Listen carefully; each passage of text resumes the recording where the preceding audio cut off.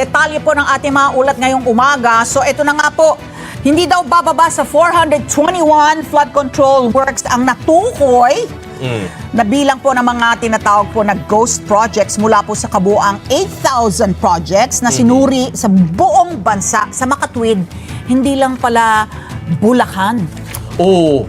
Diba? So yung talagang tayo na we are scandalized by the scope of the corruption sa Bulacan. Bulacan pa lang yun, ha? Oh, ito ngayon. Patikim pa lang, Bulacan pa lang. 421 sa buong bansa ito, Kawed. Okay. Yan po ay ayon kay Public Works Secretary Vince Dizon. Ayan po sinabi po niya kahapon, no? Base pa lang sa datos ng hanggang October 6 ito. Ginawa po niya ang pahayag sa isang press conference matapos po ang pulong kasama ang Independent Commission for Infrastructure o ICI sa tanggapan nito sa Taguig City. Ayon kay Secretary Dizon, sinagawa yung inspeksyon ng DPWH, katuwang po yung DepDev. Yan yung dating NEDA. Department of Economy, Planning and Development. Kasama yung Armed Forces of the Philippines, kasama rin ang PNP. Ano ba lang daw to? Unang bahagi pa lang daw, Kawedge, dahil napakarami pa, libo-libong proyekto pa yung kailangan po nilang inspeksyonin and verify. Di ba? Kasi 8,000 infra projects yan eh. Oo. So isipin mo siya kasi ang sipag no? On-site inspection no? Ang dami nilang iikutin, ha, Miss Ali, ha? Kaya pa ba, Secretary Vince? Parang na-stress na si Secretary Vince sa dami. Yung pa pinag-uusapan namin dito, linabas namin yung before and after picture niya. Nakita mo ba yun? Bagats na bagats pa siya noon. Ngayon parang nauubos na yung buhok na Secretary Dizon, ha? So dagdag pa po ni Secretary Dizon yung mga ghost project na kakalat sa iba't ibang panig po ng bansa. Malaking bahagi nito nasa Luzon. At hindi pa niya tinuko yung kabuuang halaga. Magkano? Dito po sa mga apektadong proyekto. So sabi niya gano'n, tinanong siya imbestigahan ba na yung mga kontratista na sangkot dito sa 421 ghost projects na to? Abay, syempre kasama. Pero mas marami talaga. Nako! So, simula pa lang daw yan. Sabi naman ni ICI Executive Director Brian Keith Hosaka, malaking tulong daw itong ginagawa ng DPWH, yung mga ulat nila na yan, dito sa kanilang isinasagawang investigasyon. Kasi binibigyan siya ng direksyon, no? Ng mga datos na binibigay sila. At sisilipin din daw nila yan. Kung may mga distrito, mga rehiyon na dapat yung repasuhin, pupuntahan din daw ng ICI dahil meron sila yung bagong special advisor nila at investigator, yung pumalit kay Asurin. Dating PNP chief din ito no? Investigador din yan. Investigador din tong si Rodolfo Asurin Jr. Personal daw na magsasagawa rin ng inspeksyon sa mga flood control sites sa buong bansa. Eto na, pag-usapan nga natin, Kawedge, ano nang ginagawa so far? May mungkahi ang ICI. Hatiin daw sa kalahati yung halaga ng mga kontrata ng DPWH para sa mga proyekto. So, ang recommendation po nila kahapon, bawasan daw ng DPWH 25%? nang hindi bababa sa, 50. 50%? Hindi bababa sa kalahati. Yung halaga ng mga kontrata na maaaring pumasok sa mga regional at district engineering offices na merong infrastructure projects. Yan ay para mawala yung mga kickback. Yes, kasi ang laki. No, siguro to discourage, baka maging deterrent sa mga korap. So may liham na nilagdaan ni ICI Chair Andres Reyes. So hinimok ng ICI si Secretary Dizon, ibaba yung, di ba may ceiling para dun sa tinatawag na LOA, Letters of Authority, sa mga public works bidding. So, 400 million gawin daw 200 million for regional. That's for regional. Para doon naman for regional engineering offices.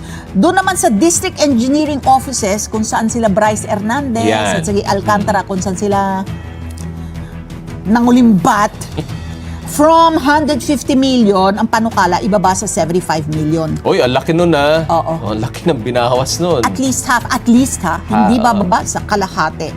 Ayon po sa ICI, tinaas yung original na threshold dito para sa LOA noong panahon ni DPWH Secretary Manuel Bonoan. So inaano nila, baba ulit. So ano pa, isa pa to na ginagawa ng ating pamahalaan, ang Bangko Sentral ng Pilipinas, naglabas na ng circular. Naalala mo yung si Santos ba yun? Yung nagpapahiram ng lisensya niya, Sims. Sally. Si Sally, Sally diba? Santos. Si Sims, SYMS, di ba? Yes, Pinapahiram yes, niya yung lisensya. Remember yung dun sa hearing sinabi niya, nag-withdraw siya ng 425 million a day from Land Bank. Yan. Di ba? So ngayon, naglabas na ng circular ang Bangko Sentral ng Pilipinas. Hindi na Hopefully pwede. to address this. Sabi doon sa circular nung September 18, nung September 18 pa niya linabas yung circular. Circular number 12180 series of 2025, nagtatakda po ng limitasyon. It limits yung malalaking cash Na pwede i-withdraw. withdrawals. Ayun pala yun. Cash niyang ano, Pero, tapos nilagay sa mga kahon-kahon, di ba? Tapos dinala kay na Bryce Hernandez. Di ba nagtataka ang mga bangko? Bakit ganun kalalaki ang wini-withdraw pera ng mga ganyang klase? So hindi, ng mga sa tao? pagharap ng humarap yung bank branch manager ng Land Ng Bank. Land Bank. Sabi niya gano'n. So ang ano daw nun, kasi naman alam nila na kontratista ito at alam nila na bayad ito sa isang government project. Ba? Ganun ba ngayon pag nagbabayad talaga pure cash? Diba? So talagang ano, yun ang dahilan niya. Yun ang Di ba binigay pagka niyang dahilan. pure cash, mas madaling makickback yan dahil babawasan mo lang isang bundle yan? So eto na. Pambihira talaga. Tinugunan na yon. So yung mga nagtatakda na ng limit dito sa malaking cash transaction, 500,000 na lamang kada araw. 500,000 pesos kada Oo. araw ha. Or katumbas na foreign currency. Oo. 'Di ba? Kung dollar 'yan, yung katumbas. Yes. Ang katumbas sa 500,000 na lang. Yan ang 500 pinaka... cash. Ay, di ba, Miss Sally, pagka magwi-withdraw ka sa bangko, pahirapan pa nga yan. Yun nga ang ordinaryong Pilipino, simpleng cheque lang na 20,000 pesos, kusang damakmak na ID na Dokumento. hihingiin sa'yo at Hindi dokumento. kasi nga yung sinasabi, yung ganyan, yung cheque may paper trail eh. Oo. Ito wala kang paper trail, di ba? Oo, yan. Kasi yan, pag nag-withdraw sila, madali na. Wala na silang trail dyan na masusundan. So ito daw, so sabi nga ng BSP ay ilimit sa 500,000. Dali, nawala ako. So Di ba, yung mga branch manager, hindi ba minsan kakontsaba rin yung mga yan? malay natin. Oh, diba? Kasi, withdraw ko. Miss Ari, mag-withdraw ko ng 10 billion pesos. Sa'yo na yung 500,000 ha. Payagan mo lang ako makapag-withdraw.